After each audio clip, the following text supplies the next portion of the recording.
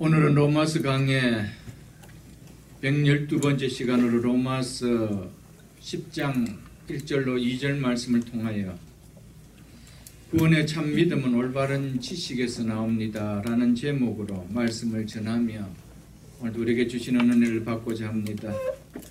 일부러 맞춘 것도 아닌데 10월 첫 주일인 오늘부터 10장에 들어가게 되었습니다. 10장도 9장 못지않게 우리에게 큰 은혜를 주시는 귀한 말씀이 될 줄 믿습니다. 10장은 새로운 내용의 말씀이 아니고 9장 마지막 절인 9장 30절로 33절의 내용과 연결을 맺고 있는 말씀입니다.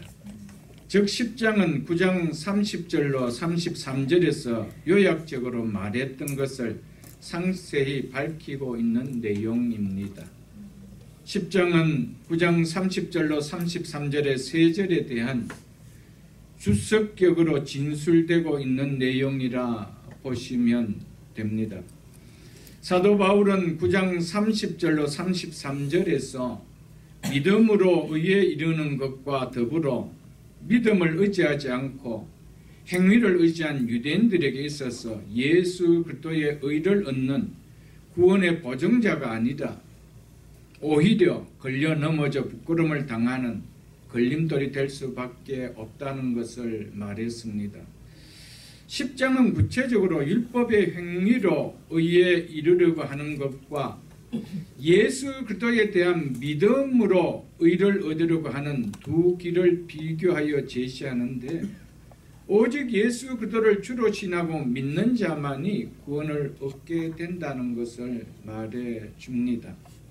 바울이 믿음으로 얻는 구원을 애써 이렇게 설명하고자 하는 10장에서 설명하고자 한 이유는 여전히 예수 그리스도를 통한 구원의 길을 거부하는 동족 유대인들이 믿음으로 구원받는 길을 갈 수 있기를 간절히 바라는 마음이 그에게 있었기 때문입니다. 그래서 바울은 9장 30절 중반절에 보면 이방인이 의를 얻었으니 곧 믿음에서 난 의요라고 한 믿음에서 난 의라는 즉 믿음으로 말미암아서만 의롭다함을 얻는다는 이 이신칭의의 교리를 10장에서 확장시켜 다루고 있습니다. 이것이 10장의 주요 내용입니다. 10장 첫 절은 이렇게 시작되고 있습니다. 형제들아 내 마음에 원하는 바와 즉 간절한 소원과 이 말입니다. 하나님께 구하는 바는 이스라엘을 위함이니 곧 그들로 구원을 받게 함이라. 바울은 극히 소수 유대인인 기독교인과 이방인 기독교인이 대다수를 차지하고 있는 이 서신을 받고 있는 로마 교회 성도들을 향하여 형제들이라라며 그들에게 자신의 마음이 이러하다라는 것을 말해 줍니다. 바울은 유대인들이 예수 그리스도의 복음의 불순종으로 말미암아 넘어진 것으로 인해 자기 동족 유대인들이 구원을 받아야 한다는 안타까운 마음을 호소합니다. 그래서 바울은 이스라엘이 구원받기를 간절한 소원을 품고 기도한다라고 했습니다. 바울은 자기 동족이 예수 그리스도의 복음을 통하여 구원받기를 원함만 가진 것이 아니라 그것으로 그치지 않고 마음에 원하는 바를 하나님께 기도로 연결하였다는 것입니다. 이것이 1절의 내용입니다. 우리는 바울이 보인 모습을 통하여 중요한 교훈을 배울 수 있어야 합니다. 앞장에서 사람들을 구원함에 있어서 하나님의 절대적 주권을 바울은 강조했습니다. 하나님께서는 당신의 주권으로 구원을 주시고자 하는 자에게는 긍휼의 그릇으로 빚으시지만 어떤 사람은 진노의 그릇으로 그대로 두신다는 것입니다. 이렇게 구원을 베풀 자로 구별하심은 하나님의 주권적 행위이지 인간이 선택할 수 있는 행위가 아니라는 것이었습니다. 이처럼 바울은 구원은 전적으로 하나님의 주권적 뜻에 의하여 되어지는 것이라고 강조하였지만은 그럼에도 자신은 동족 유대인들의 구원을 향한 자신의 간절한 소원을 접지 않고 하나님께 기도한다라고 지금 말하고 있다는 것입니다. 여기에서 우리는 바울이 보여주는 행동에 시선이 안 향할 수가 없을 것입니다. 바울은 9장에서 구원은 전적으로 하나님께서 주권적으로 행하시는 선택에 달린 것이라고 강조하며 하나님의 주권적 선택에 대해서 강론을 했습니다. 그런 바울이 구원 밖에 있는 주의 몸인 교회 밖에 있는 자기 동족 유대인을 향하여 그들이 구원받기를 하나님께 간절하게 간구하고 있다는 것이 잘 이해가 되어지지 않을 것입니다. 구원이 주권적으로 선택하시는 하나님의 뜻에 달린 것이라면 우리가 누구를 위하여 구원의 문제를 두고 기도할 필요성이 있느냐는 문제가 아마 대두될 것입니다. 어차피 하나님께서 택하신 자라면 때가 되면 믿어 구원받게 될 것이고 택한 자가 아니라면 구원을 얻지 못할 텐데 그때여 우리가 누군가의 구원의 문제를 두고 기도할 필요가 있는가? 라는 문제를 우리는 생각하게 될 것입니다. 힘들게 전도할 이유가 있겠는가? 라는 생각이 들 것입니다. 바울은 로마서 10장을 통하여 여기에 대해서 말해 줍니다. 우리는 하나님의 말씀보다 우리의 생각을 앞서 나가게 하는 잘못을 범할 때가 참 많습니다. 우리는 그래서는 안 될 줄 압니다. 우리는 항상 하나님의 말씀의 통제를 받는 신앙이 되어야 한다라는 것을 우리는 바울이 보여준 모습을 통하여 우리는 느낄 수가 있어야 되고 깨달을 수가 있어야 된다는 겁니다. 구원은 하나님의 주권에 달려 있다고 말해도 성경은 또한 우리에게 기도하라라고 하였다라면 우리는 기도해야 한다는 것입니다. 구원은 하나님의 선택에 달려 있다라고 말해도 성경은 때를 얻든지 못 얻든지 복음을 전하라고 한다라면 우리는 그렇게 해야 한다는 것입니다. 자라나게 하시는 분이 하나님이라고 하였다 할지라도 그래도 우리에게 씨를 뿌리고 물을 주라고 하셨기 때문에 우리는 그렇게 하여야 한다라는 것입니다. 즉 우리는 항상 하나님의 말씀의 통제를 받는 신앙이 되어야 한다라는 것이 1절 말씀을 통하여 바울이 우리에게 말하고자 하는 내용입니다. 그래서 바울은 구원은 전적으로 하나님께서 주권적으로 행하신 선택에 달린 것이라고 강조하면서도 자신은 믿지 않는 자기 형제 이 유대인들의 구원을 위해서 기도했으며 때를 얻든지 못 얻든지 힘을 다하여 자신의 전 생애를 걸고 복음을 전했다는 사실을 우리는 잘 알 것입니다. 바울은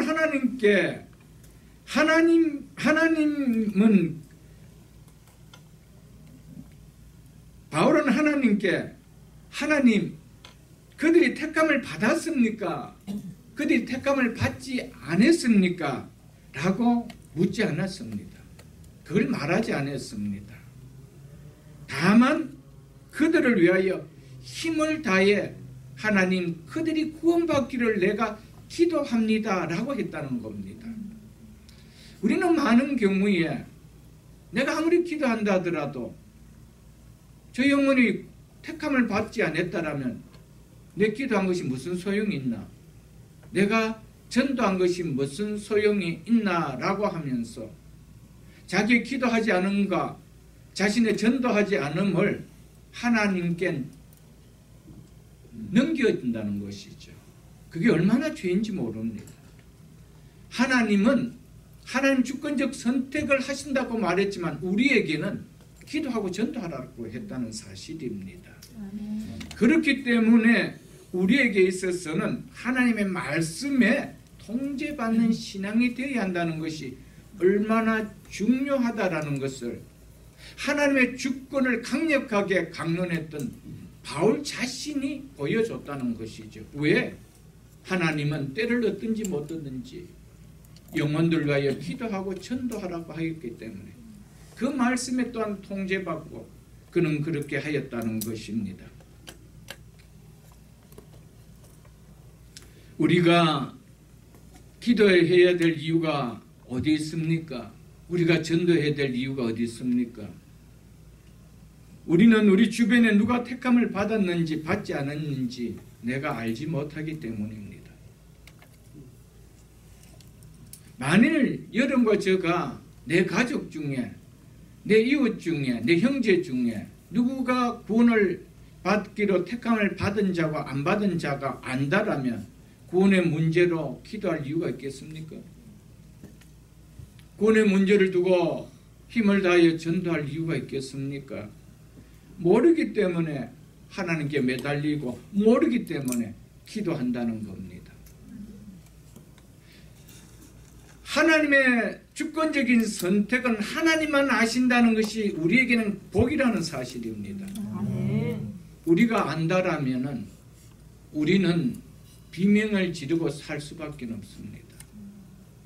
모르기 때문에 싫은 소리를 들어가면서도 전도하고 힘들면서도 기도하는 거 아닐까요?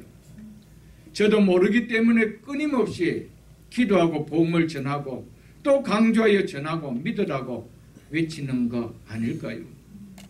교회당에 있는 사람들이 다 구원받은 자라는 것을 목사가 다 안다라면 복음을 전하며 예수 그리스도의 복음을 믿으라고 외칠 이유가 있겠어요? 바울도 몰랐기 때문에 방문한 교회마다 십자가의 복음을 전하며 믿으라고 외쳤던 것이었습니다. 하나님께서 목사를 세워주신 이유가 많이 있지만 그 가운데 손꼽을 수 있는 중요한 하나는 복음을 전하여 택한 자를 불러라는 겁니다.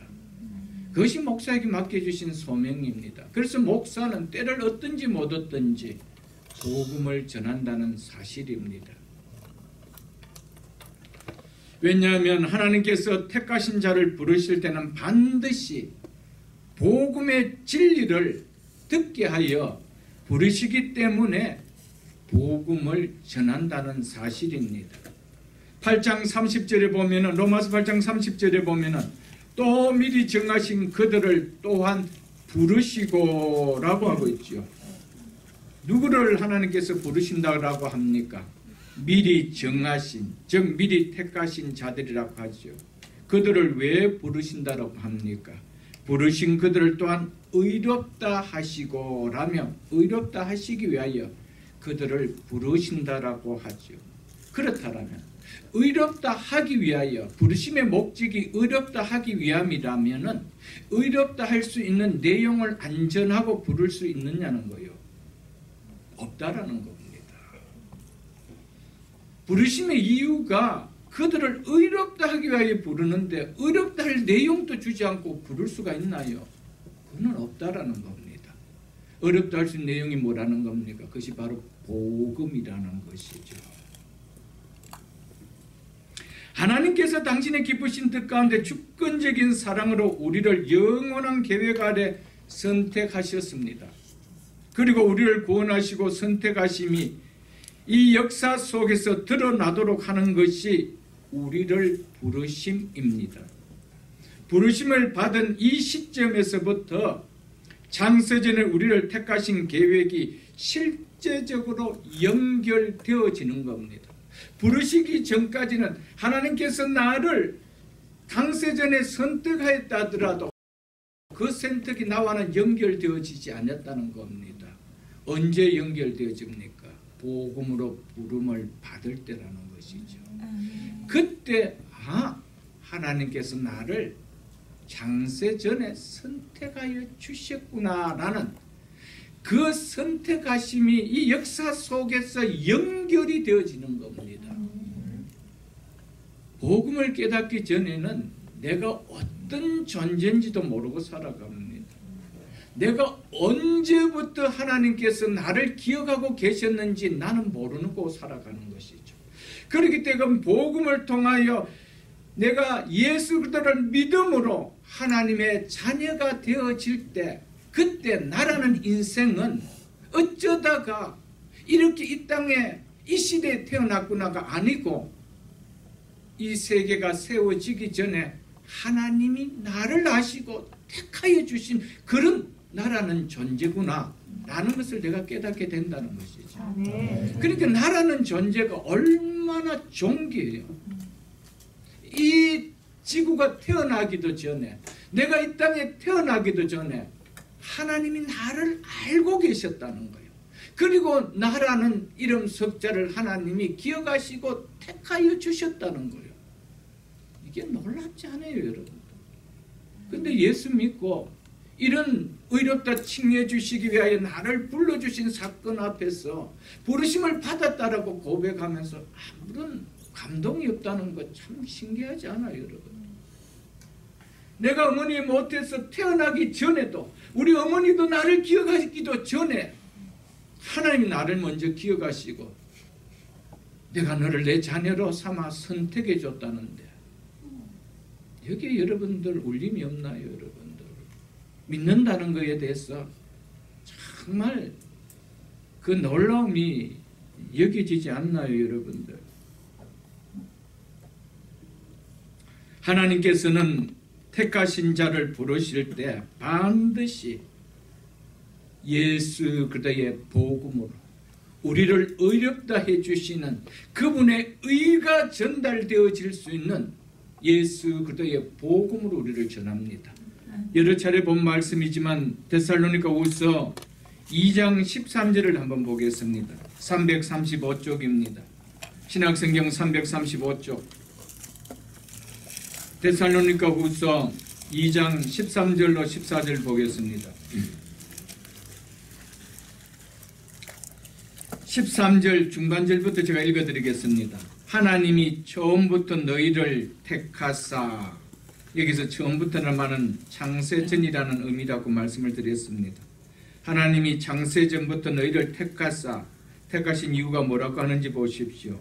성령의 거룩하게 하심과, 택하신 자를 성령께서 거룩하게 하시는 것이 첫 번 이유라고 하십니다. 성부 하나님께서 구원 계획을 세우셨지만은 구속사역의 효과를 우리에게 적용하시는 분은 바로 성령 하나님이시라는 것입니다. 그래서 우리를 누가 거듭나게 하십니까? 성령으로 거듭나게 하사라고 하지 않습니까? 구원은 우리의 힘이나 지혜나 의로 이루어지는 것이 아님을 말해주지요. 이제 택하신 두 번째 이유가 뭐라고 하는지 보십시오. 진리를, 즉 복음의 진리를 믿음으로 구원을 받게 하심이니, 즉 의롭다 하심을 받게 하심이니라고 하고 있습니다. 이처럼 복음의 진리를 받을 때 믿음으로의 반응을 나타내기 위하여 우리를 택하여 주었다는 겁니다. 여러분, 택함 받은 자의 특징은 반드시 복음으로 부를 때 우리가 그 복음에 무엇으로 반응한다고요? 믿음으로 반응한다는 겁니다. 믿음을 드러낸다는 겁니다. 그래서 복음의 진리를 믿음으로 구원받게 하심이니, 복음의 진리를 믿음으로 의롭다 하심을 받게 하심이니 라고 하고 있는 겁니다. 그렇기 때문에 내가 그냥 하나님을 믿습니다, 하나님께서 천지를 창조하심을 내가 믿습니다, 이것이 아니고 십자가의 복음, 부활의 복음, 그분이 우리를 위하여 이 땅에 오셔서 하신 모든 사역의 그 복음을 전할 때 그 복음이 나를 위한 것이므로 내가 믿습니다라는 그 믿음이 일어날 때 나는 하나님이 택함 받은 자라는 것이라는 것이죠. 왜? 택함 받은 자는 반드시 복음을 전할 때 믿음으로 반응을 한다는 겁니다. 아멘.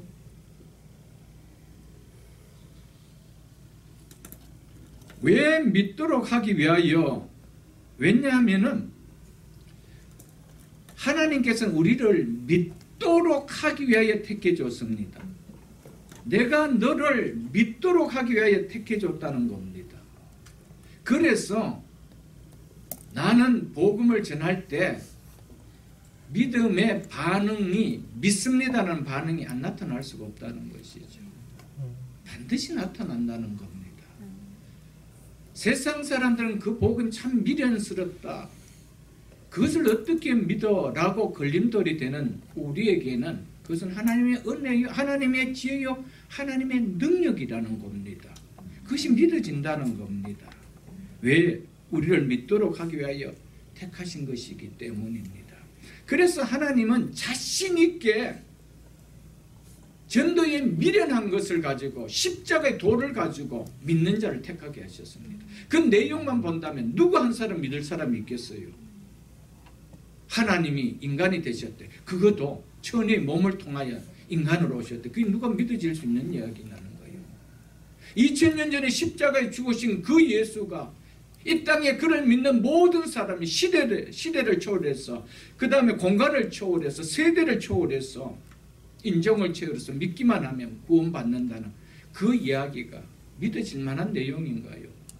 그런데 하나님은 자신 있게 믿음의 반응이 일어날 것이다. 왜? 내가 그렇게 택해 놓았기 때문에. 믿으십니까, 여러분?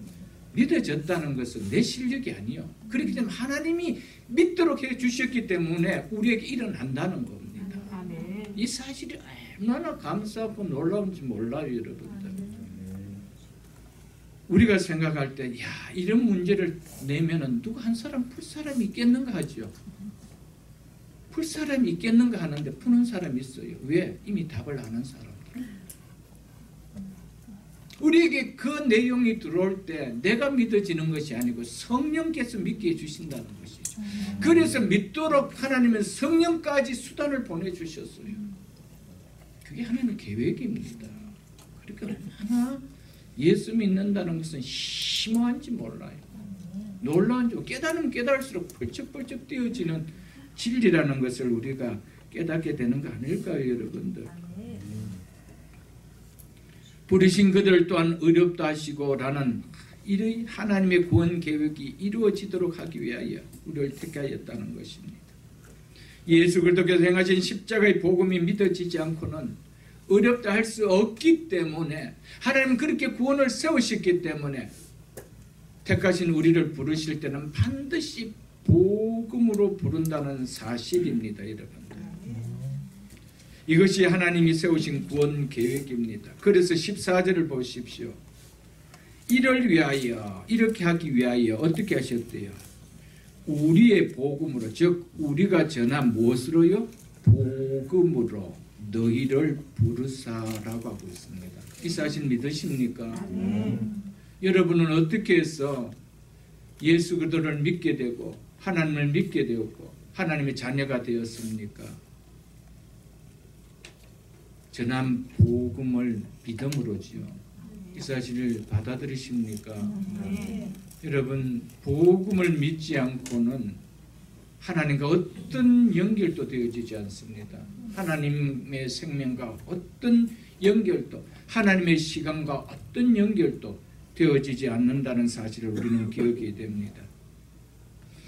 우리를 믿음으로 구원을 받도록, 즉 의롭다함을 받도록 하기 위하여 하나님께서는 택하신 자를 반드시 예수 그리스도께서 행하신 복음으로 부르신다는 것입니다. 이처럼 하나님께서 우리를 구원하시는 목적뿐 아니라 구원의 수단까지도 정해 놓으셨다는 사실입니다. 에베소서 1장을 한번 보겠습니다. 그 뒤에는 에베소서 1장 310쪽입니다. 그 앞에 있는 310쪽 에베소서 1장을 한번 보겠습니다. 4절 5절을 제가 읽어드리겠습니다. 곧 창세전에 그도 안에서 우리를 택하사, 누구 안에서 우리를 택하셨대요? 그도 안에서 우리를 그도 안에서 택하셨기 때문에 즉 그도의 십자가의 구속을 전제로 하고 우리를 택해 놓으셨다는 겁니다. 그러므로 택하신 우리를 부를 때 반드시 그도께서 행하신 구속의 사건을 통하여 부르신다는 것이죠. 그냥 아무개 이름을 불러서 내가 너를 자녀로 삼겠다 그렇게 부른다는 것이 아니라는 겁니다. 그래서 우리를 부르시기 위하여 예수 그리스도께서는 이 땅에 오셔서 우리를 부를 수 있도록 이룰 수 있도록 십자가에서 구속의 사역을 완전하게 다 이루어 놓으셨습니다. 그래서 우리를 부를 수 있도록 그렇게 행해놓고 우리를 부르셨다는 것입니다. 그래서 구속의 사역을 완전하게 이루신 십자가와 부활의 복음으로 우리를 부르신다는 것이죠. 그래서 창세전에 그도 안에서 우리를 택하사 우리로 사랑 안에서 그 앞에서 거룩하고 흠없게 하시려고 그의 기쁘신 뜻대로 하나님의 기쁘신 뜻대로 우리를 예정하사 예수 그리스도로 말미암아 자기 아들들이 되게 하셨으니 라고 하셨습니다. 하나님의 택함을 받은 자에게 효력을 미치게 하는 통로는 바로 예수 그리스도라는 사실입니다. 그래서 예수 그리스도로 말미암아 자기 아들이 되게 하셨으니. 그런데 예수 그리스도께서 행하신 구속의 사역을 내가 믿지 않고 예수 그리스도로 말미암아 어렵다함을 받아 하나님의 자녀가 되는 길이 있을 수가 있습니까? 그래서 하나님께서는 항상 우리를 부르실 때 복음으로 부른다는 사실입니다.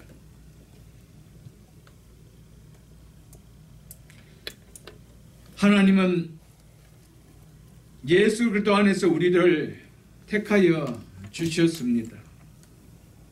그래서 우리는 예수 그리스도 안에서 택함을 받았다라고 성경은 말하고 있습니다. 그래서 하나님께서 택한 자를 부르실 때는 반드시 예수 그리스도 안에 있는 자가 되기 위해서 예수 그리스도의 복음으로 우리를 부르신다는 사실입니다. 여러분과 제가 여러분 한번 돌아보십시오. 여러분 어떻게 해서 그리스도인이 되었습니까? 어떤 분은 모태신앙이라서 어릴 때부터 부모의 손에 끌려서 나는 그리스도인이 되었다라고 말하는 사람도 혹 있을 것입니다. 어쩌다 보니 세월이 이렇게 오래되어서 내가 그리스도인이 되었다라고 말하는 사람도 있을 것입니다. 내가 교회에서 이렇게 봉사하고 섬기는 시간을 통해서 내가 그리스도인이 되었다라고 말할 수 있을지도 모를 것입니다. 그러나 우리가 그리스도인이 되는 것은 하나밖에 없습니다. 교회를 통하여 전해지는 예수 그리스도의 복음을 내가 믿고 있느냐는 거예요. 이것을 믿고 있느냐는 거예요. 복음인데 복음으로 믿고 있느냐는 거예요. 굿뉴스로 믿고 있느냐는 거예요. 여러분, 이 믿음이 아니고는 결코 우리는 그리스도인이 될 수가 없습니다. 우리 이 세상에서는 그냥 국어사제적인 용어로서 그리스도인이라고 불러줄지 모르겠지만 성경적인 그리스도 안에 그리스도와 연합된 그리스도인은 되어질 수가 없다라는 겁니다. 그리스도 안에 그리스도와 연합되는 그리스도인은 그리스도의 의를 통하여 연합되는 길밖에 없습니다. 그분이 우리를 의롭게 해주시기 위하여 그분이 십자가의 구속사역을 통하여 의롭게 되어주신 그 의를 내가 받지 않고 내가 의로워져서 그리스도인이 되어질 수 있느냐? 그것은 없다는 겁니다. 근데 그 일에 내가 원달러 쓴 것도 없고 내가 손가락 하나 움직인 것도 없고 나의 어떤 요구함도 없었는데 값없이 은혜를 받았는데 그게 기쁨이 느껴지지 않는 그리스도인이 되었다라는 것은 정말 그는 화성의 그리스도인이지 이 지구상의 그리스도인은 아닐 겁니다. 성경이 말하는 그리스도인은 그렇게 되어질 수 있는 그리스도인이 아니라는 사실입니다. 목사가 여러 차례 이야기하지만은 여러분이 복음이 가슴속에 기쁨으로 느껴지느냐를 한번 생각해 보라는 거예요. 이것이 없이도 그리스도인이 되었다라고 말하기엔 너무 안타깝다는 사실이죠. 그렇게 되어질 수 있는 내용이 아니라는 말이에요. 이 목사가 얼마나 안타까우면 그렇게 이야기할까요, 여러분? 여러분, 오늘 교회 안에 복음을 믿는다고 하지만은 전혀 기쁨 없이 신앙생활하는 사람이 수없이 많이 있어요. 저는 그들에게 묻고 싶습니다. 정말 예수 그리스도를 아느냐고요? 정말 예수 그리스도를 믿고 있느냐고요? 당신 믿고 있는 예수 그리스도의 내용이 뭐냐고요? 묻고 싶습니다. 그 내용이 복음이 아니냐고, 그 내용이 여러분에게 기쁨을 주는 소식이 아니냐고 묻고 싶습니다. 아니라고 한다면, 나에겐 기쁜 소식이 아닌데 나는 그런데 믿어져야 한다면, 그럼 정말 하나님도 귀하게 여기는 그리스도인일 겁니다. 그렇게 되어질 수 있는 내용이 아니라는 것이죠. 여러분, 이 말씀을 좀 심각하게 받아들이십시오. 그렇지 않고 수년의 세월을 그냥 흘려버린다면 여기서 그냥 유수도 되어버리는 종교 생활입니다. 거기 정말 마지막 하나님 앞에 생명의 열매를 따는 구원이 일어날 수 있을까요? 성경의 내용을 볼 수는 없습니다. 교회에서 성도들 위로하기 위해서는 그럴 수도 있을 것인다고 할지 모르겠지만 성경의 내용으로는 없습니다.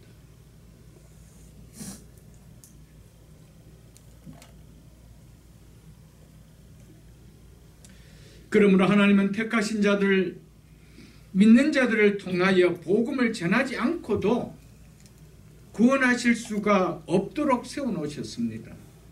하나님께서는 믿는 자들 통하여 이들을 방편을 해서 당신이 계획한 구원 역사가 일어나도록 해놓았습니다. 그래서 먼저 믿는 우리가 반드시 복음을 전하도록 되어 있습니다.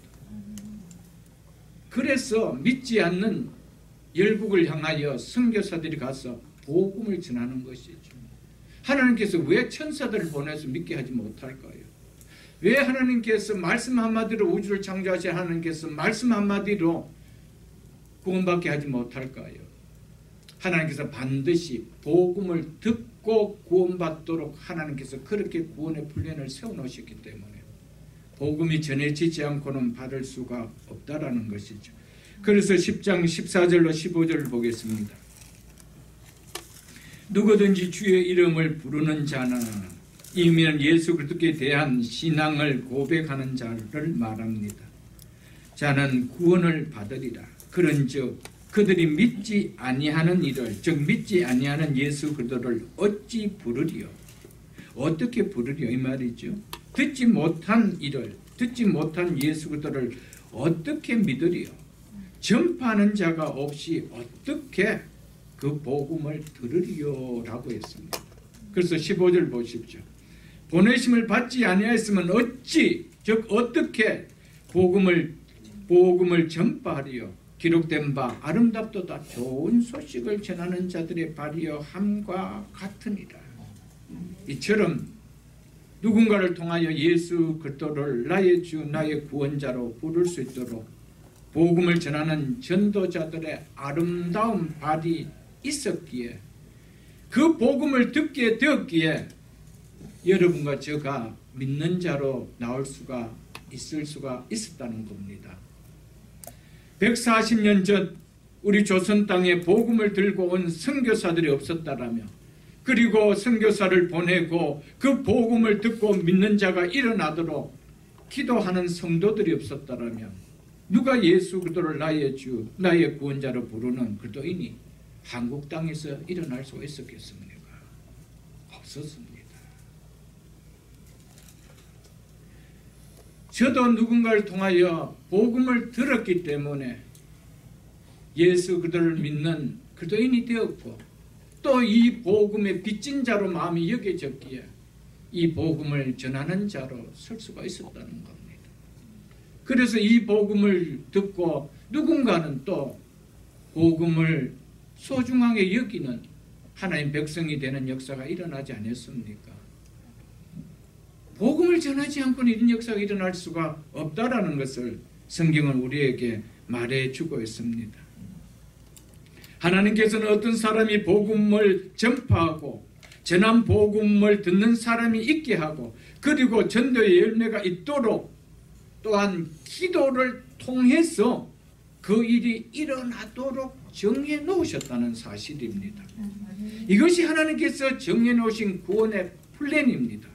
그렇기에 구원의 역사는 반드시 먼저 부르는 자들을 통하여 사용하신다는 사실입니다. 그러므로 구원은 하나님께서 주권적으로 행하시는 일이라면 우리가 굳대어 해야 할 일이 무엇인가라고 말하는 것은 하나님이 정하신 구원의 계획을 몰라서 하는 말입니다. 바울은 하나님이 구원을 세우신 구원의 계획을 몰라서 그는 그렇게 기도를 하고 그는 그렇게 복음을 전하는 자로 일생을 살았을까요? 그렇지 않습니다. 아무리 택함받은 자가 있다더라도 거기에 복음이 전해지기 전까지는, 그래서 그 복음을 받기 전까지는 그는 의롭다함을 받는 하나님과 연결되어지는 일은 일어나고 있지 않다라는 것입니다. 여러분의 시간표를 한번 돌려보십시오. 복음을 받고 예수 그리스도를 믿기 전까지는 여러분의 시간표에 하나님과 연결되어짐이 있었습니다. 창세전에 여러분들 택하여 주셨다는 하나님의 시간표와 연결되어진 시간이 있었습니까? 없었던 자였습니다. 그런데 복음을 듣고 깨닫는 그 순간 나라는 존재가 어쩌다가 이 땅에 어쩌다가 우리 부모를 통해 태어나는 이런 존재가 아니고 창세전에 하나님의 사랑을 받은 그런 귀한 존재구나. 이게 깨달아진다는 것이지. 그러니까 예수 믿는다는 것이 얼마나 감격 없이 누려질 수가 없는 거 아닐까요, 여러분들? 하나님의 뜻대로 하신 이도 하나님이시지만 우리를 통해 복음을 전해져야만 구원이 일어나도록 정하신 이도 하나님이십니다. 이 역사가 일어나도록 기도하라고 하신 이도 하나님이십니다. 그래서 기도하라는 거예요. 그래서 바울은 하나님 앞에 내 동족들이 예수 그리스도를 믿고 구원함을 받도록 기도했다는 겁니다. 왜? 기도하라고 했기 때문에. 하나님의 주권과 우리의 기도가 어떻게 조화될 수 있을까? 이에 대해 위대한 로이드 존스 목사님은 온전하게 이해하려고 하지 말라라고 이야기했습니다. 이게 온전하게 이해가 되지 않나요? 하나님 하라고 하셨으니까 하는 거예요. 그러면서 그는 성경은 하나님의 주권에 대하여 가르칩니다. 동시에 아주 분명하게 기도의 의무를 또한 가르칩니다. 저는 하나님의 주권의 교리를 굳게 지키면서도 기도합니다. 이 두 요점을 서로 조화시키려는 데는 관심이 없습니다. 아무도 그 일을 해낼 수가 없습니다. 영광 가운데서 그 해답을 받을 것이라고 상상해 봅니다. 그러니 정연한 작은 논리가 여러분의 기도를 멈추게 하지 마십시오라고 그분은 그렇게 말씀했습니다. 하나님의 절대적인 주권 교리와 그리고 또한 하나님께서 우리에게 의무로 주신 기도하라는 이 기도와 조화시키려고 애쓰지 말라라고 했습니다. 두 가지 다 하나님께서 하신 일이기 때문에 우리는 할 뿐이라는 사실이죠. 그래서 사도 바울은 누구보다도 분명하게 하나님의 주권적인 선택을 믿고 이 교리를 주장한 자였지만은 누구보다도 복음이 전해지도록 힘써 기도했던 사람이 또한 바울이었습니다. 그래서 골로새서 4장을 한번 보겠습니다. 신약성경 327쪽입니다. 327쪽. 골로새서 4장 2절로 4절 보겠습니다. 골로새서 4장 2절로 4절입니다. 기도하고 기도를 계속하고 기도에 감사함으로 깨어있으라. 또한 우리를 위하여 기도하되, 바울은 골로새서 교회를 위하여 우리를 위하여 기도하래. 나와 함께 있는 디모데와 에바브로를 위하여 기도하라라고 하고 있습니다. 우리를 위하여 기도하되 하나님이 전도할 문을 우리에게 열어주사 그리스도의 비밀을 말하게 하시기를 구하라 라고 했습니다. 여기서 그리스도의 비밀은 그리스도 안에서 이루어진 하나님의 구원 계획을 가리키죠. 하나님의 구원 계획이, 이 하나님의 구원 계획인 하나님 그리스도의 비밀이, 이 복음이 전해져서 전도의 문이 열릴 수 있도록 기도하라라고 이야기했습니다. 하나님의 주권적 선택 아래 있다라면 왜 이 전도의 문이 열리도록 바울은 기도하라고 하셨을까요? 하나님의 주권적 선택을 누가 주장했습니까? 바울이 주장했습니다. 그랬던 바울이 뭐라고 이야기합니까? 하나님의 전도의 문이 우리에게 열릴 수 있도록, 그래서 복음이 그들에게 전해질 수 있도록 좀 기도해 달라고 부탁했던 것이었습니다. 그러면서 4절에 이렇게 하죠. 그리하면 이를 위하여 너희들이 기도해 준다라면, 이 말이죠. 내가 마땅히 할 말로서, 내가 마땅히 할 말로서, 마땅히 할 말이 뭡니까? 그도의 비밀을 말하는 복음 아니에요, 여러분. 바울은 복음을 마땅히 할 말이라고 했습니다. 놀랍잖아요. 마땅히 할 말. 왜? 복음이 전해지지 않고는 구원받을 자가 없기 때문에 복음을 마땅히 할 말이라고 했습니다. 여러분과 저는 마땅히 할 말을 얼마나 해봤습니까? 얼마나 내 가족들에게 마땅히 할 말을 해봤습니까? 이것을 마땅히 하지 못하는 쑥스러운 말로 여기지는 아니었습니까, 여러분? 바울은 그리하면 내가 마땅히 할 말로서 이 비밀을 나타내리라. 구원의 계획을 내가 나타내겠다. 마땅히 할 이 복음을 통하여 하나님의 구원을 나타내리라 라고 했습니다. 그 앞에 있는 에베소서도 한번 보겠습니다. 에베소서 6장 317쪽입니다. 그 앞에 있는 에베소서 6장 317쪽 18절로 19절을 제가 읽어드리겠습니다. 모든 기도와 간구를 하되 항상 성령 안에서 기도하고 이를 위하여 깨어 구하기를 항상 힘쓰며 여러 성도들 위하여 구하라.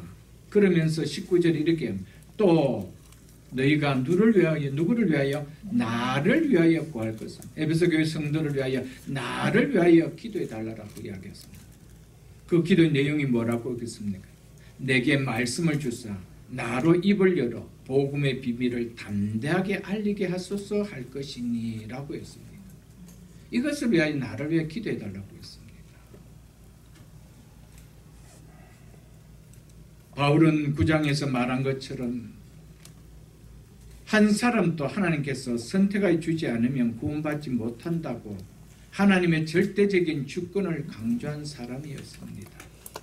그럼에도 누구보다도 영혼을 위하여 기도와 온 삶을 바치는 열정을 쏟는 전도자의 삶을 살았던 것을 우리는 볼 수가 있을 것입니다. 그는 얼마나 능력이 있었던 사람입니까? 그럼에도 불구하고 자기 혼자 기도를 하지 않았습니다.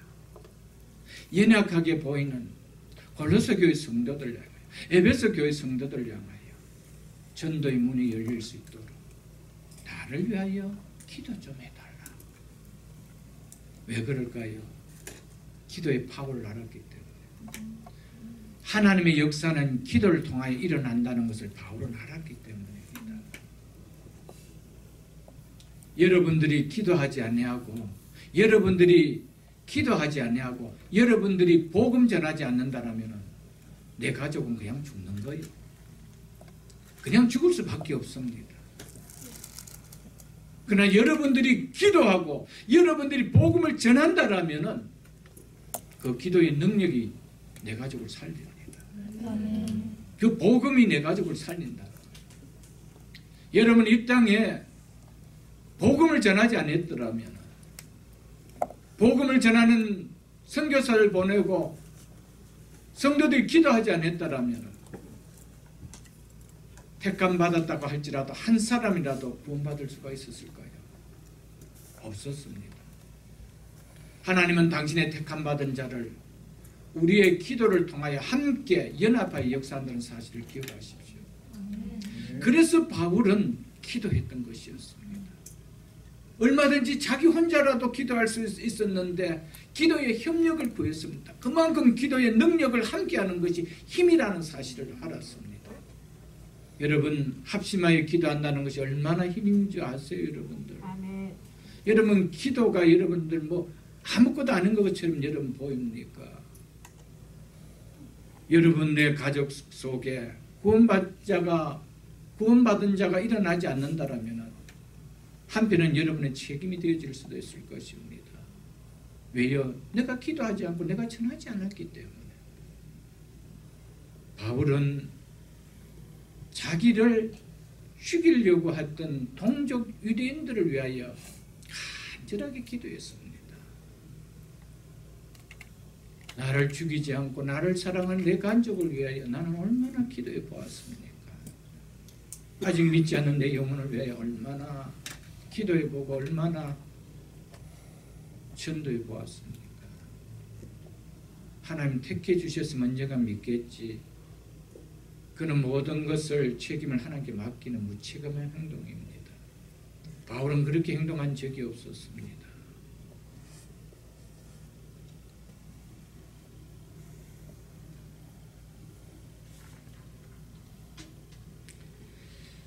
만약 우리가 하나님의 주권을 믿는 그 믿음으로 인하여 믿지 않는 자들에 대한 구원의 열망이 일어나지 않고 기도가 일어나지 않는다라면 하나님의 주권을 믿는 바울이 생각하는 믿음과 결코 동일할 수가 없습니다. 하나님의 주권을 믿는 우리의 믿음과 하나님의 주권을 동일하게 말하고 믿는 바울과 우리가 얼마나 차이가 있느냐. 우리는 하나님의 주권을 믿기 때문에, 그래서 나는 한 영혼을 위하여 구원을 두고 기도하지 않고 그리고 전도하지 않는다라면 바울이 말하고 있는 하나님 주권을 믿는 믿음과 우리가 얼마나 차이가 있느냐는 거예요. 바울은 그거를 우리에게 본인이 보여주고 있다라는 것이죠.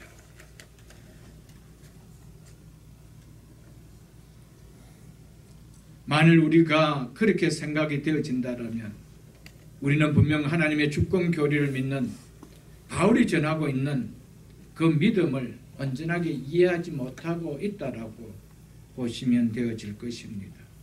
그래서 위대한 계획주의 신학자 존 머레이는 하나님의 주권적인 뜻을 빌미로 사람들의 영원한 운명에 대한 관심을 접어버린다라면 우리는 하나님의 특권과 인간의 권한 사이의 경계선을 침범하는 것이 된다라고 했습니다. 여러분, 하나님의 특권과 인간의 권한의 경계선을 우리는 침범해서는 안 됩니다. 그것은 바로 나는 기도하지 않고 나는 전도하지 않는다라면 그렇다는 것입니다. 사랑하는 성도 여러분, 하나님의 특권과 인간의 권한의 경계선을 침범하지 마십시오. 그것이 바로 우리가 기도하는 것이 침범하지 않는 것입니다. 전도하는 것이 침범하지 않는 것, 우리에게 준 것을 누린다는 것입니다. 제가 신학교에서 하나님의 주권적 선택에 대하여 배울 때 이것을 숙명론으로 생각해서는 안 된다라고 한 것을 기억합니다. 구원은 하나님이 하실 것이기 때문에 우리는 아무 일도 할 일이 없다라고 하면 안 된다는 것입니다. 우리의 생각으로 뚜렷하게 그림이 그려지는 것처럼 표현할 수는 없지만은 하나님의 주권적인 선택은 숙명론이나 운명론처럼 여겨줄 수 있는 것이 아니라는 겁니다. 그럴 것 같으면 왜 하나님께서 우리에게 기도하라고 하셨을까요? 이것이 숙명론이고 운명론이라면 왜 우리에게 구원받을 자를 향하여 기도하라고 할까요? 아직 믿지 않는 자를 향하여 기도하라고 할까요? 창세기 19장 29절에 보면 왜 하나님께서 소돔성을 멸하실 때 하나님이 아브라함을 생각하사 롯을 그 성을 엎으신 중에 보내셨더라고 하셨을 거예요. 하나님께서 소돔성을 멸하실 때 롯을 구해주셨습니다. 왜 구해주셨다라고 성경 기록하고 있습니까? 하나님께서 아브라함의 기도를 기억해서라고 이야기하고 있습니다. 절대로 숙명론으로 운명론으로 생각하는 것이 하나님의 선택 교리가 아니라는 것을 우리에게 말해주고 있습니다. 하나님의 주권을 믿는 믿음일수록 내 마음에 구원받기를 소원두고 있는 사람을 위하여 기도해야 됩니다. 구원을 가져오기 위하여 나를 통하여 할 수 있는 일을 다 우리는 강구해야 합니다. 이것이 하나님의 주권을 믿는 바울과 동일한 믿음이라는 것입니다. 그렇지 않다면 이것은 하나님의 주권을 믿는 신앙이 아니라 운명론을 믿는 운명론자뿐입니다.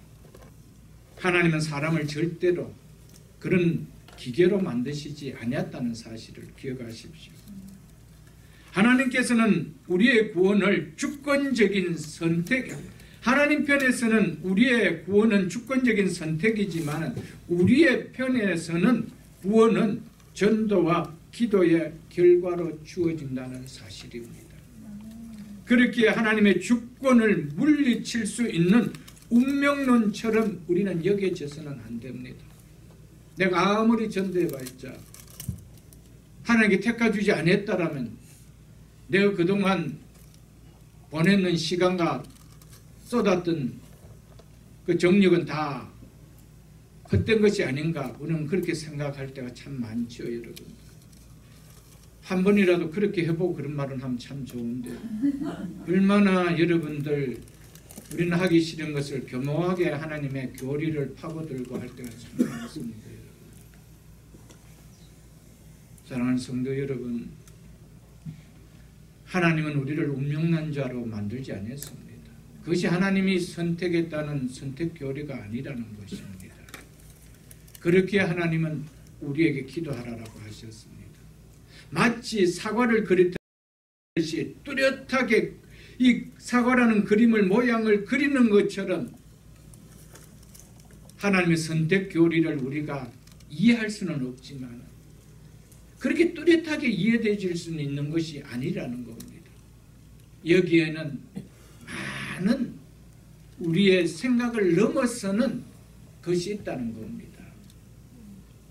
이것이 하나님의 선택이라는 것은 운명론이 아니고 또한 숙명론이 아니라는 것을 분명하게 말해주고 있습니다.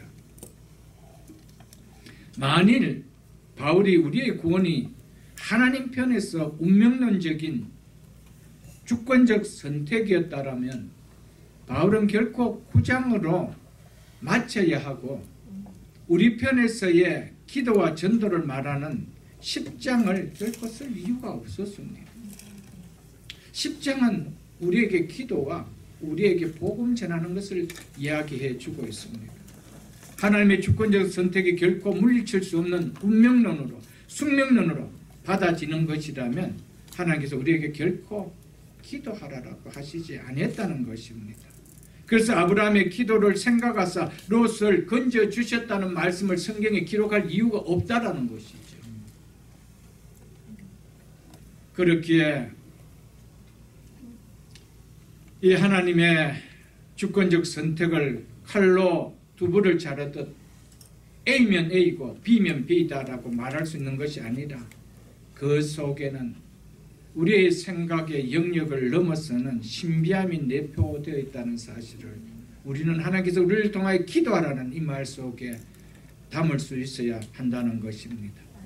우리의 작은 두뇌와 우리의 불완전한 짧은 지혜로 하나님의 완전한 지혜로 세운 구원을 완전하게 이해한다는 것은 절대 불가능한 겁니다.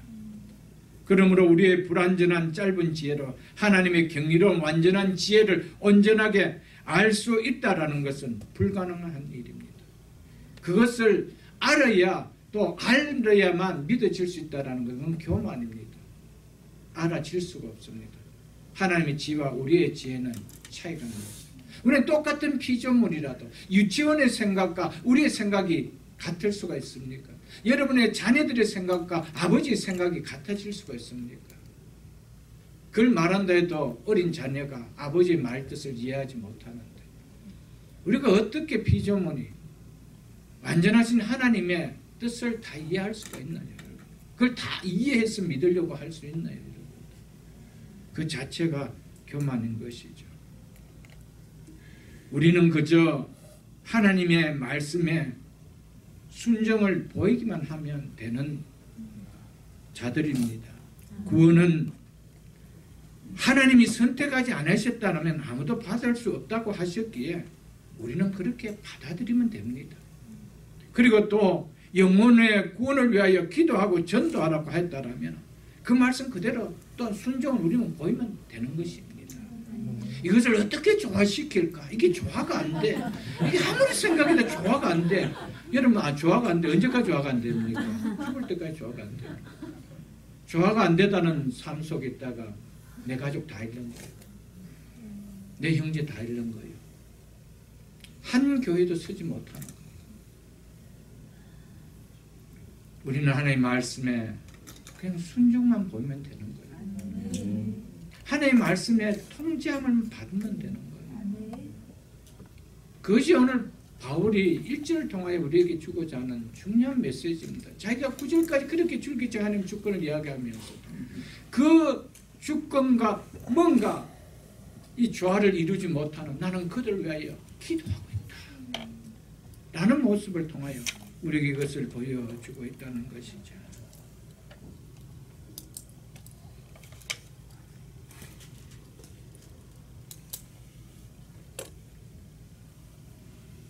사랑하는 성도 여러분,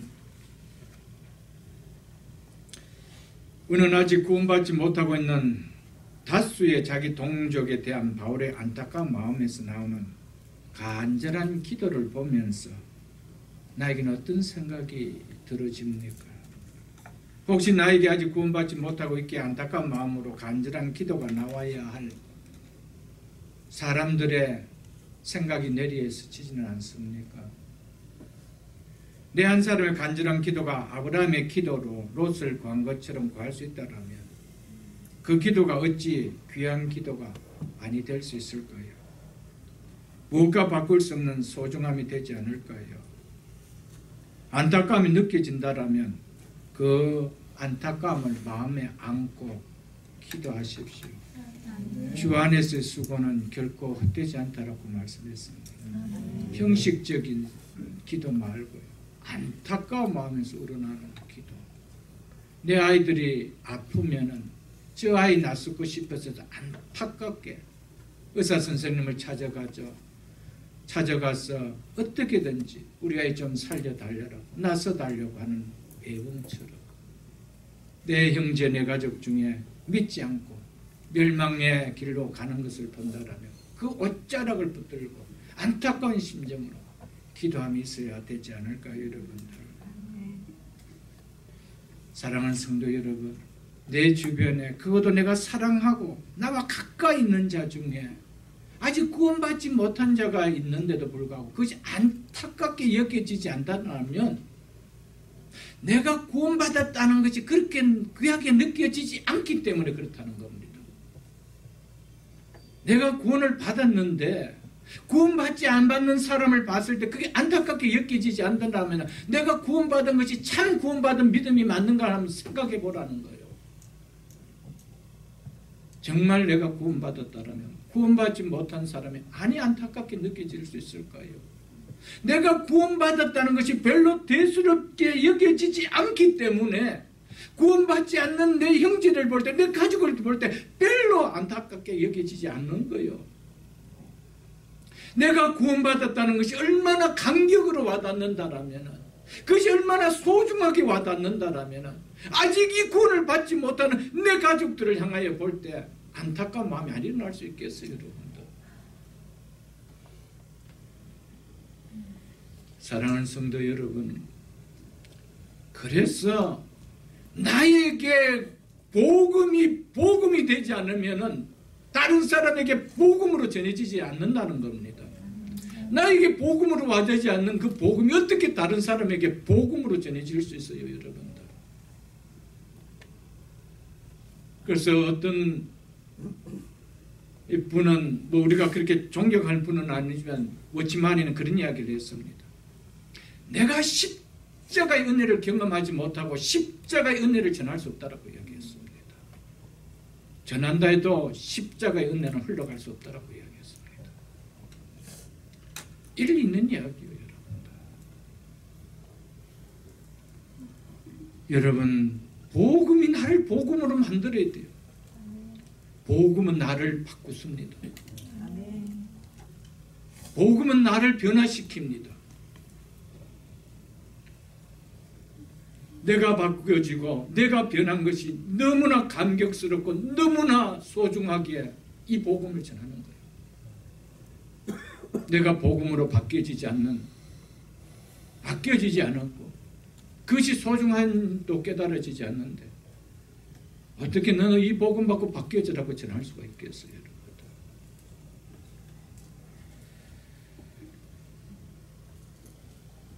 2절을 보겠습니다. 왜냐함이라는 접속사가 들어가는 내용입니다. 왜냐하면 내가 증언하노니, 바른 성경과 NIV에 보면은 내가 그들에 대하여 증언하노니 이렇게 이야기했습니다. 이 표현은 법정에서 책임감을 갖는 말로서 바울이 이하에서 증언하고 있는 바는 결코 자신의 사사로운 감정을 토로하고 있는 것이 아니라 엄숙한 공적 증언임을 보여주는 것임을 말하고 있습니다. 내가 증언하노니 그들이 하나님께 열심히 있으나 올바른 지식에 따른 것이 아니라, 즉 올바른 지식에서 나온 것이 아니기 때문이라고 말하고 있습니다. 바울은 동족 유대인들을 생각하며 하나님께 대한 열심은 있는데 올바른 지식에서 나온 것이 아니었어. 구원을 얻지 못하는 이유라는 것을, 이것이 구원을 얻지 못한 그들의 이유라는 걸 알기에 마음이 더 안타까웠다는 겁니다. 그래서 바울이 기도했다면 어떤 기도를 했을까요? 하나님, 저들이 올바른 지식을 갖는, 그래서 구원을 받을 수 있도록 올바른 율법을 통하여 율법을 올바르게 깨달을 수 있게 해달라는 기도 아닐까요, 여러분? 그래서 예수 그리스도를 만날 수 있도록. 2절과 이어지는 3절은 왜 유대인들이 9장 32절과 33절에서 말하는 것처럼 부딪히는 돌과 거치는 바위에 부딪혀 넘어질 수밖에 없는지를 바울이 설명해 주고 있는 내용입니다. 바울은 유대인들에 대하여 증언하기를 그들이 하나님께 열심히 있다는 것입니다. 즉 하나님을 위하여, 영어 버전에 보면 대부분 다 for God이라고 이렇게 되어 있습니다. 하나님을 위하여, 또 하나님에 대해 이렇게 표현되어 있습니다. 그들이 하나님을 위한, 하나님에 대해 열심히 있다는 것입니다. 이것을 바울이 유대인에 대해서 증언했습니다. 바울은 유대인이 가진 종교적 열심을 인정한다라고 이야기했습니다. 그런데 그들이 본 열심이 무엇인지 바울은 너무 잘 알고 있었습니다.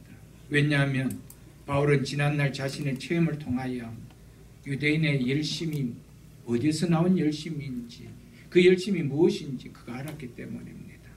사도행전을 한번 보겠습니다. 사도행전 두 곳을 봅니다. 사도행전 26장을 먼저 보겠습니다. 233쪽, 신약성경 233쪽, 사도행전 26장 4절로 5절 말씀입니다. 사도행전 26장 4절로 5절 말씀입니다. 233쪽입니다. 사도행전 26장 4절로 5절. 내가 처음부터 내 민족과 더불어 예루살렘에서 젊었을 때 생활한 상황을 유대인이 다 아는 바라. 유대인이 다 안돼요. 내가 어떻게 생활했는지 다 안돼요. 일찍부터 나를 알았으니 그들이 증언하려 하면 내가 우리 종교에, 즉 유대교의 가장 엄한 팔을 따라 바리새인의 생활을 하였다라 할 것이요 라고 했습니다. 이는 바울이 과거 유대교 전통성의 철저한 사람이라는 것을 말합니다. 당시 유대사회에서 바리새인이라 하면 가장 엄격하고 완벽하게 가까운 율법을 지키며 생활하는 사람으로 인정을 받았던 사람입니다. 그래서 내가 우리 종교의 유대교의 가장 엄한 팔을 따라 바리새인의 생활을 하였다라고 했습니다. 바울은 이런 사람이었습니다. 22장도 보겠습니다. 사도행전 22장 3절로 4절을 보겠습니다. 나는 유대인으로 길리기아 다소에서 낳고 이성에서 자라 가마리엘 문화에서 당시 율법을 가르치는 최고의 랍비 중에 한 사람이 바로 가마리엘이라는 랍비였습니다. 이 가마리엘 랍비에 바울은 율법을 배우는 문화생활을 했었다는 거예요. 그렇기 때문에 바울이 율법을 어떻게 배운지 알 수 있겠죠. 그래서 가마리엘 문화에서 우리 조상들의 율법에 엄한 교훈을 받았고 오늘 너희 모든 사람처럼 하나님께 대하여 열심히 있는 자라. 내가 이 도라는 것은 예수 그리스도를 믿고 따르는 신앙을 말합니다. 이 도를 박해하여 사람을 죽이기까지 하고 남녀를 결박하여 옥에 넘겨놓으니라고 하며 바울은 과거에 자기가 얼마나 열심히 있었는지를 보여주고 있는 거예요. 내가 얼마나 율법에 득심한 자인 것을 보여주고 있는 것이죠. 그러니까 유대인들의 그 열심은 어디서 나온 열심이라는 겁니까? 올바른 지식에서 나온 것이 아니었다는 겁니다. 왜? 내가 과거 그렇게 체험했기 때문이라는 것이죠. 이처럼 바울은 유대인들이 하나님께 대한 열심이 있다라고 하는 것에는 자신이 누구보다도 월등한 자임을 말합니다. 자신의 이런 체험에서 내가 그들에 대하여 유대인들에 대하여 증언한다라고 했던 것이었습니다. 9장 31절에 보면 로마서 9장 31절에 보면 의의 법을 따라간 즉 의의 율법을 추구한 이스라엘은 율법이 요구한 의에 이르지 못하였으니라고 한 것에서 의의 율법을 따라간 이것이 바로 오늘 2절에서 10장 2절에서는 하나님께 즉 하나님을 위한 하나님에 대한 열심이라고 말하고 있습니다. 의의 율법을 추구하고 쫓아간 그것을 하나님께 대한 열심이라고 하는데 그 열심이 뭐래요? 올바른 지식에서 나온 것이 아니라고 바울은 말하고 있습니다. 바울은 유대인들에게 하나님께 대한 열심이 있음을 증언합니다. 자신도 그런 열심이 득심했다고 말했습니다. 하지만 그 열심은 의를 이루는 구원의 방법에 대한 하나님의 계시와 부합하지 않는 그들의 무시에서 난 무지한 일방적인 열심이었다는 것입니다. 결코 올바른 지식에서 비롯된 열심이 아니라는 것은 바울이 이야기해 주고 있습니다. 유대인들의 열심이 지는 문제는 뭘까요? 그것은 바로 지식이 정한 기준을 따르지 않은 데 문제가 있었다는 겁니다. 그들이 하나님께 열심히 있으나 올바른 지식을 따른 것이 아니라고 하였습니다. 하나님께 대한 열심을 판단하는 기준이 뭐라고 하고 있습니까? 올바른 지식을 따르느냐 따르지 않느냐 이거라는 것이죠. 올바른 지식을 따른 것이 아닌 열심은 비록 그 대상이 하나님께라 할지라도 그 열심은 하나님께 아무런 의미가 없다는 겁니다. 도리어 하나님의 마음에 멋질만 하는 것밖에 아니라는 사실입니다. 여기에서 지식이라는 이 지식은 하나님의 지식, 진리의 지식을 의미하는 것으로 의를 이루는 하나님의 뜻에 대한 정확한 인식을 말하는 지식을 말합니다. 즉 하나님의 의에 대한 지식을 나타냅니다. 신약성경 321쪽 빌립보서 3장 9절 한번 보겠습니다. 빌립보서 3장 9절 321쪽입니다. 신약성경 빌립보서 3장 21절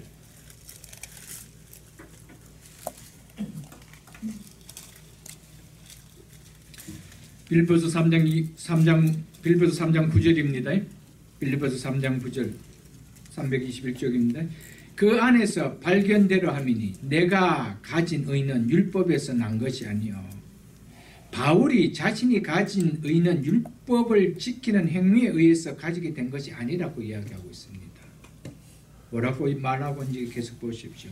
오직 누구를 믿음으로? 그들을 믿음으로 나온 의라는 것이죠. 오직 그들을 믿음으로 말미암은 것이니 곧 믿음으로 하나님께로부터 난 의라. 하나님께로부터 난 의라라고 했습니다. 그래서 이제 3절에 가면 다음 시간 볼 3절에 가면 하나님의 의와 자기 의를 대조시킵니다. 여러분과 제가 구원받을 길은 하나님의 의를 받는 길 외에는 없습니다. 하나님의 의를 받는 길은 예수 그리스도를 믿는 것 외에는 없습니다. 그래서 바울은 과거에는 율법을 지켜서 율법을 통하여 의를 받으려고 했습니다. 그래서 내가 가진 의는 율법에서 난 것이 아니라고 하면서 오직 그들을 믿음으로 말미암아 나온 의라고 그는 이야기하고 있죠. 유대인들은 이렇게 우리를 의롭게 해주는 이 하나님의 의에 대한 지식을 갖지 못했다는 겁니다.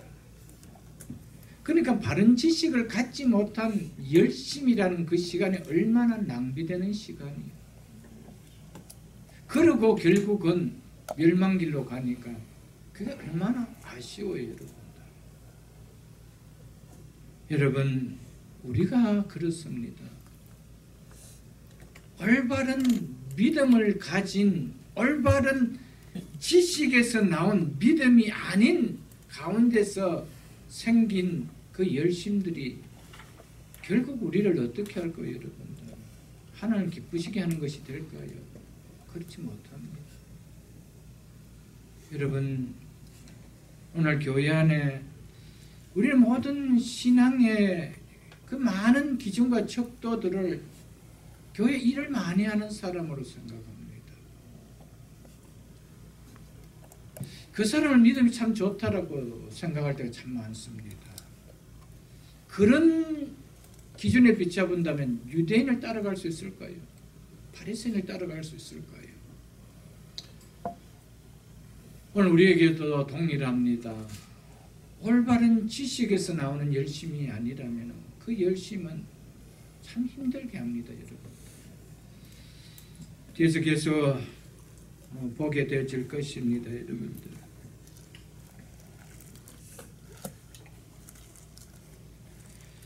유대인들은 하나님의 율법을 하나님 뜻과 하나님의 의도대로 따르지 않고 자기의 뜻과 자기의 의도대로 적용시켜버렸습니다. 그래서 믿음으로 말미암아 하나님으로부터 오는 의가 아닌 율법으로부터 오는 의를 얻으려고 했습니다.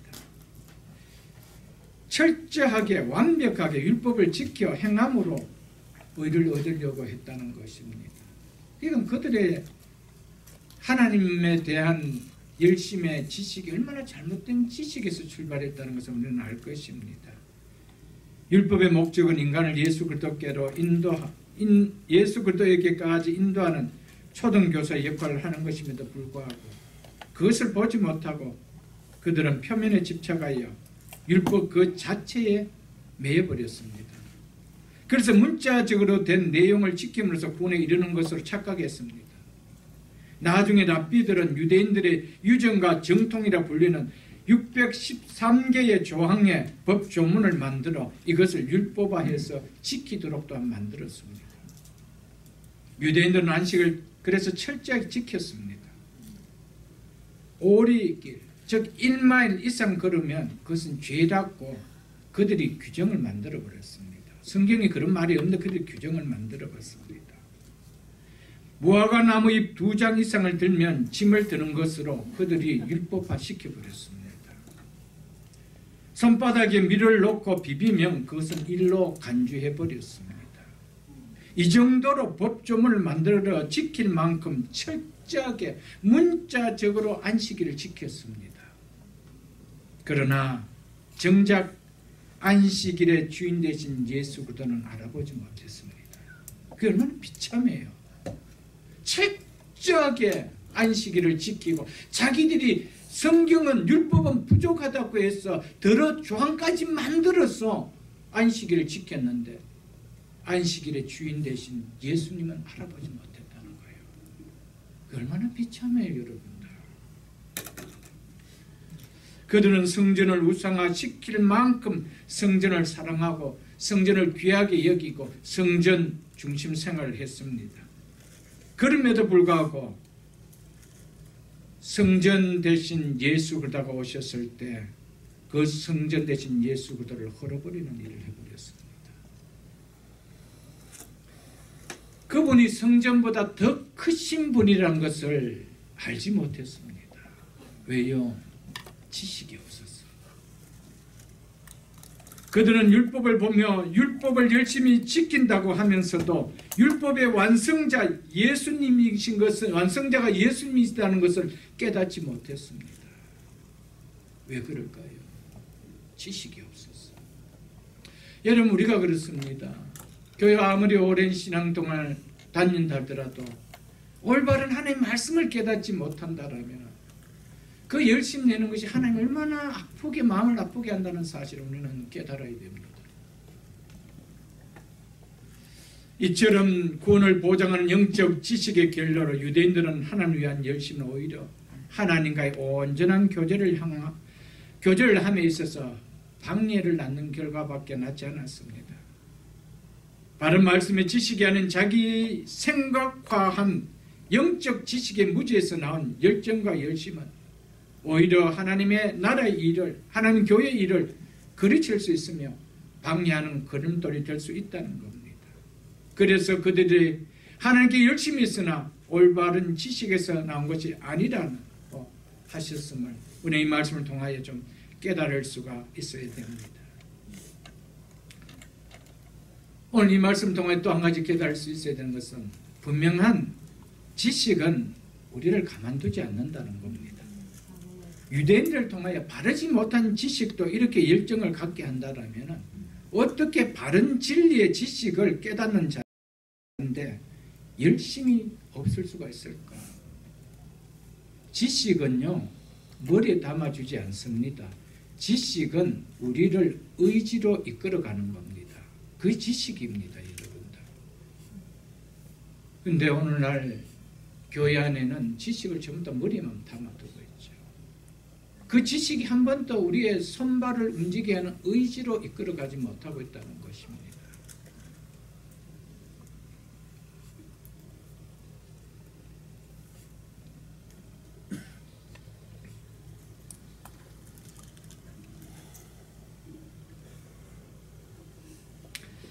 사랑하는 성도 여러분, 로마서 7장 9절에 보면은 바울이 이런 말을 했습니다. 로마서 7장 9절에 보면 전에 율법을 깨닫지 못할 때에는 내가 살았더니 계명 이름에 죄는 살아나고 나는 죽었도다. 여러분 잘 보시죠. 우리 이 말씀 이미 강연을 통하여 들었었지만 바울은 가마니엘 문화생으로서 엄격한 율법을 배웠던 사람입니다. 그런데 그가 율법을 깨닫지 못했다라는 말은 무슨 말일까요, 여러분? 여러분, 이렇게 열심 내고도 이렇게 배우고도 율법을 깨닫지 못할 수 있었다는 겁니다. 근데 율법을 깨닫지 못했을 때의 특징이 뭐라고 이야기하고 있습니까? 내가 살았더라. 내가 살았더란 말이 뭡니까? 나 괜찮은 사람이라는 거예요. 나 의로운 사람이라는 거예요. 나는 율법을 지킬 수 있는 사람이라는 거예요. 내가 팔팔 살아있다라는 겁니다. 근데 손에 들고 있었고 수십 년을 율법을 가까이 했던 그에게 율법의 계명이 이름에라고 했다는 것이 뭐 이럽니까? 율법이 진짜 깨달아졌다 이 말이죠. 그때 깨달아지자 무엇이 나타났다고 했습니까? 팔팔 살았던 나는 죽었고 죽었던 것처럼 보였던, 그래서 나는 의로운 자라, 율법은 흠이 없었던 자라고 했던 나는, 나에게서는 뭐가 살아났대요? 죄가 살아났다는 거였습니다. 이게 율법의 목적이었어요. 그런데 유대인들은 율법을 붙들고도 바울이 깨달았던 율법의 본질을 깨닫지 못했습니다. 그래서 그들은 여전히 자기가 율법을 지키는 것으로 자기가 의를 이룰 수 있다라고 자기 자신들이 살아있음을 드러냅니다. 우리는 율법을 지킬 수 있다. 나는 의로운 자라. 여러분, 우리도 똑같습니다. 우리가 다를 바가 있을까요, 여러분들? 저는 없다라고 생각되어집니다, 여러분들. 우리도 바르게 말씀이 깨달아지면은요, 내가 정말 지난날까지 신앙생활 잘했다라고 생각이 들 수가 없습니다. 내가 교회를 수십 개를 지었다 하더라도 내가 신앙생활 정말 잘했구나 이런 생각이 들 수가 없습니다. 난 정말 하나님 앞에 올바른 열심을 낸 자가 아니었구나. 여러분, 말씀이 깨달아지면 깨달아질수록 이게 우리에게 누려져야 돼요. 나는 정말 바른 말씀 위에서 열심을 낸 자가 아니었구나. 이 생각이 우리가 들어야 되죠. 그리고 우리가 자신이 괜찮은 사람이라는 것이 점점 높아집니다. 그러니까 나는 나에게서 교만함이 드러날 수가 없죠. 하나님 앞에서는 어린아이와 같은 모습을 드러낼 수밖에 없습니다. 그것이 아닐까요, 여러분들?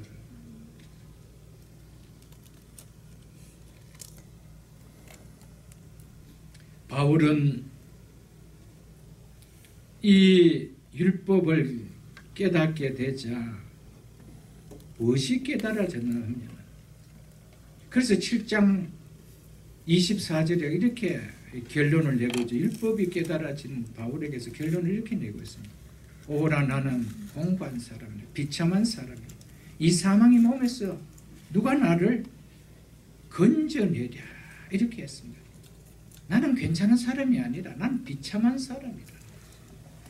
내 몸은 의를 가진 자가 아니라 사망의 몸이라는 거예요. 멸망당할 수밖에 없는 사망의 몸이라는 거예요. 사랑하는 성도 여러분, 오늘 우리에게도 하나님의 진리의 말씀이 바르게 깨달아지고 바른 믿음의 지식 위에 믿음이 세워지면 우리도 동일하게 내가 지난날에 겁없이 신앙생활을 용감하게 했구나 하는 생각이 듭니다. 이것이 죽는 길인지 모르고 씩씩하게 살아왔구나 이런 마음이 듭니다, 여러분들. 내가 정말 씩씩하게 잘 믿는 믿음인 줄 알고 살았구나라는 이런 뉘우침이 듭니다. 만약 이대로 살았다면 내가 어떻게 됐을까? 나는 죽었지. 멸망당했지. 내가 어떤 자가 되었을까? 이런 생각이 아찔하게 안 들까요? 저는 든다라고 봅니다. 오늘날의 교회 안에 진짜 올바른 복음을 듣고요, 올바른 믿음 위에 세워져야 될 사람이 너무 많습니다. 왜냐하면 너무 씩씩하게, 유대인처럼 너무 씩씩하게 신앙생활을 하고 있기 때문에 내가 죽은 자인 줄 모르고 죽은 생동을 하고 있는 줄 모르고 살아가는 것을 우리가 너무 많이 깨달아질 것입니다, 여러분들. 그렇기 때문에 진리를 바르게 아는 올바른 지식을 붙들고 신앙생활을 한다는 것은 얼마나 내 자신에게 축복인지 모릅니다. 행복하게 신앙생활을 하게 하는지 모릅니다. 기쁨을 갖게 하는 신앙생활을 하게 하는지 모릅니다.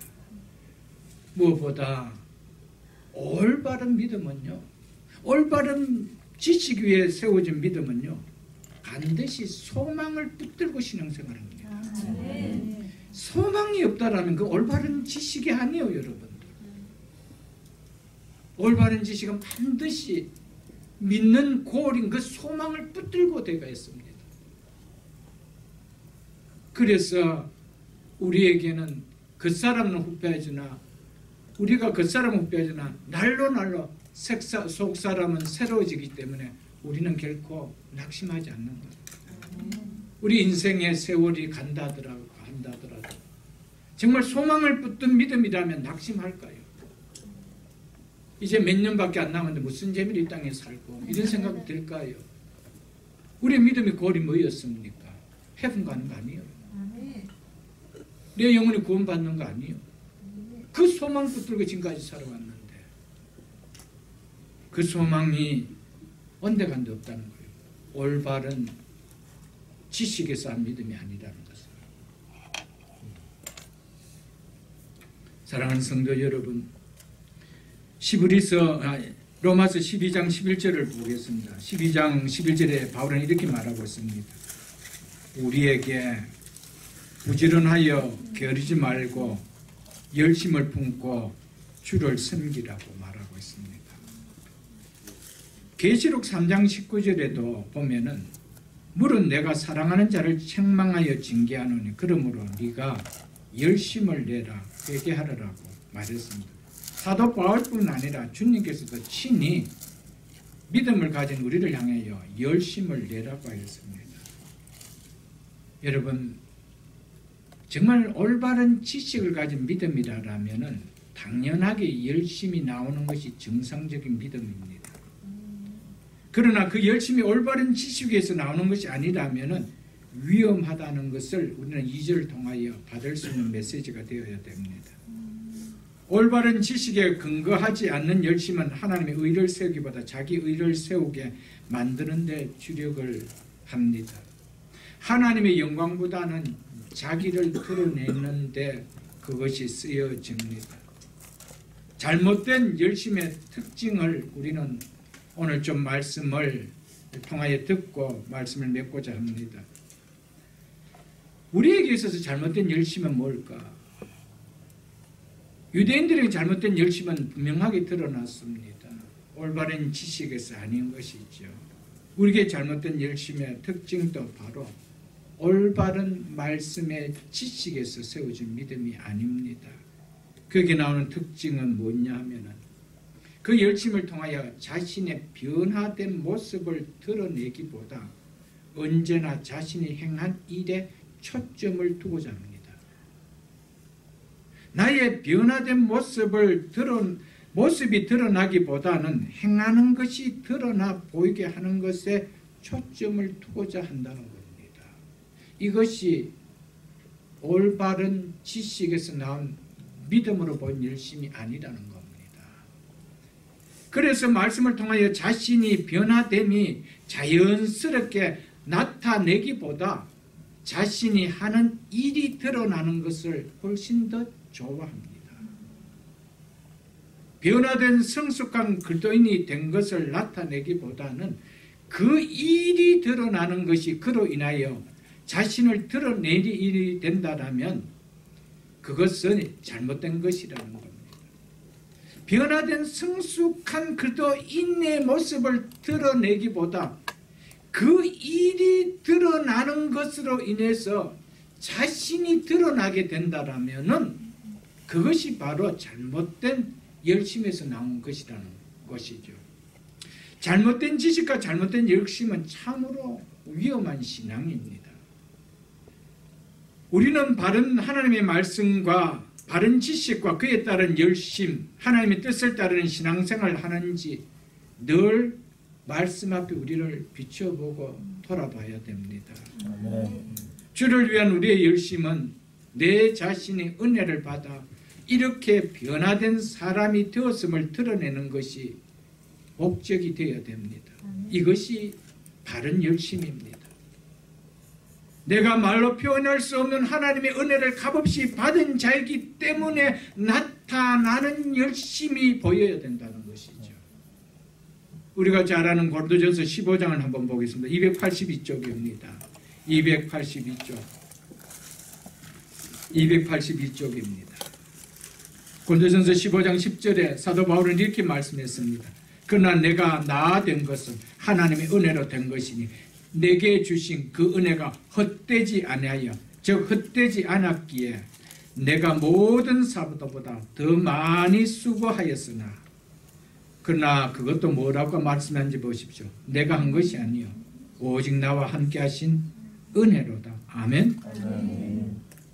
여기에 더 많이 수고하였으나 수고했지만 모든 수고가 내가 은혜 받았음을 드러낸 것밖에 아니었습니다. 은혜 받았음 내가 이렇게 변화되었다는 것밖에 드러낸 것이 아니었다는 겁니다. 하나도 바울은 내가 다른 사도보다 더 많이 수고하고 있지 않나 이거 강조한 것이 아니었죠. 이것 또한 하나님의 은혜였을 뿐이다. 이것을 이야기하고 있습니다. 이것이 바로 하나님을 향한 바른 믿음에서 나온 열심입니다. 많이 수고하느냐 그것도 내가 한 것이 아니라는 것이죠. 이것이 자신이 어떤 자임을 알기에 나오는 열심의 표현 아닐까요? 은혜를 먹고 믿음이 자른 자임을 보이는 열심은 바로 이것이라는 것입니다. 은혜를 먹고 자른 자인 믿음의 사람은 하나님에 대한 열심을 이렇게 표현하며 나타낸다는 겁니다. 참 믿음에서 나오는 열심은 결코 일회성으로 그치지 않습니다. 바울은 수고했는데 더 수고했다라고 이야기하고 있습니다. 꾸준함이 묻어난다는 것입니다. 성경이 말하는 바른 믿음은 반드시 나에게 은혜를 베풀어 주신 하나님에 대한 행동이 나온다는 겁니다. 거짓된 믿음에는 열심히 나온다라면은 바른 믿음에서 나오는 것은 얼마나 당연하지 않겠느냐 이것을 우리에게 말해주죠. 왜냐하면 바른 믿음이라는 것은 항상 은혜를 통하여 나오는 것이기 때문입니다. 그러나 바른 믿음이지 않는 것은 이것은 믿음에서 나오는 것이 아니라 믿음보다 자기 의에서 나오는 것이 훨씬 많기 때문이라는 것이죠.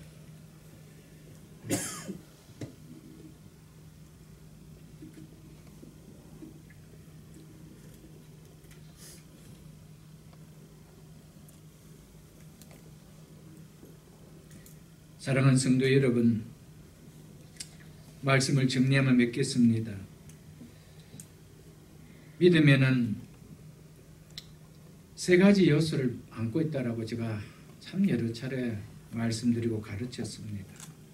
지식이 있습니다. 즉 내용이 있죠. 그리고 그 내용에 동의함이 있어야 되고 그 동의함을 보이는 것에 대한 신뢰를 보이는 의지가 있어야 된다라고 말했습니다. 이것이 믿음의 세 요소라고 말했습니다. 복음의 내용을 아는 것이 정말 중요합니다.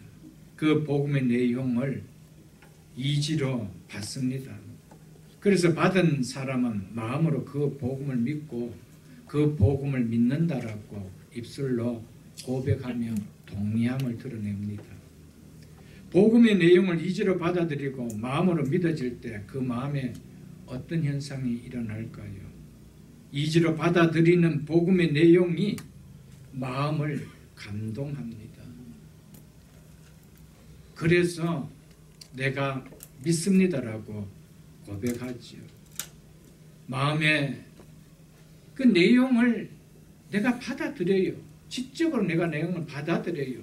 받아들일 때 내 마음에는 기쁘다. 그 내용이 참 기쁘다. 참 감격스럽다. 참 놀라운 은혜다. 이것이 일어난다는 겁니다. 그러면서 하는 얘기가 왜 내가 이 복음을 일찍 깨달았지 못했지라는 마음이 안 일어날 수 있을까요? 일어납니다. 그러면서도 이제라도 내가 이 복음을 믿게 된 것이 얼마나 다행인가 이런 마음의 울림들이 일어난다는 것이죠. 이건 당연한 것입니다. 그 마음의 감동은 반드시 행동으로 나타낸다는 겁니다. 그것이 바로 신뢰를 보이는 의지라는 것이죠. 그러면 이제 이 놀라운 은혜를 받으시니 늦은 감은 있지만 이제부터라도 이렇게 살아야지 하는 마음은 나의 손발을 움직이게 한다는 것이죠. 교회 안에 보면 복음의 내용을 줄줄 외우다시피 하는데 전혀 마음에는 알고 있는 복음을 이란 기쁨도 은혜도 감동도 없는 사람들이 많이 있습니다. 그리고 복음의 내용도 잘 모르는데 그리고 복음에 대한 감동도 없는데 이런 열심히 하는 사람이 있습니다. 매년 선교제에 가서 어려운 사람 집을 지어주는 것을 제가 잘 아는 사람이 있습니다. 열심히 잘 섬깁니다. 신앙 고백은 전혀 없습니다. 기쁨도 없습니다. 그런데 세상 할 일 다 하면서 선교지는 가서 열심히 잘 섬겨준 사람이 있습니다. 교회 일을 마다하지 않고 굳은 일을 마다하지 않고 다 섬깁니다. 이것도 또한 바른 열심이 절대 아닙니다. 속으면 안 됩니다. 그리고 어떤 분들은 영적인 지성도 섬김의 행위도 관심은 없는 감성적으로만 뜨거운 사람이 있습니다. 지식과 감성의 터치는 전혀 없습니다. 단지 교회 일과 기독교적인 일에만 무엇인가를 열심히 행하는 사람들이 있습니다. 이것도 바르지 않고요. 영적인 지성도 섬김도 없고 감성은 확 뜨거워하고 불떡불떡 뛰는 사람도 있습니다.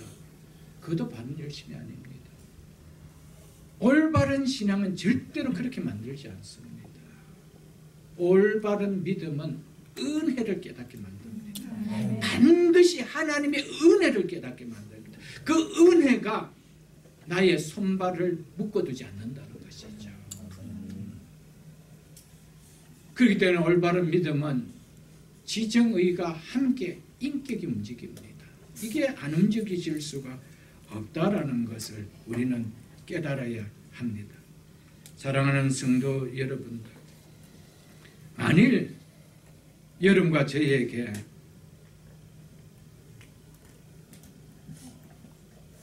바른 진리를 아는 바른 지식을 가진 믿음이 맞다라면, 그럼에도 불구하고 내 심령에서 일어나는 부지런하여 게으르지 말고 열심을 품고 주를 섬기라는 이 말씀처럼 열심히 주를 섬겨야 되겠다는 이런 마음이 일어나지 않다라면 우리는 정말 기도해야 됩니다. 왜냐하면 이게 정말 참 믿음인지 의심이 가기 때문에 그렇습니다.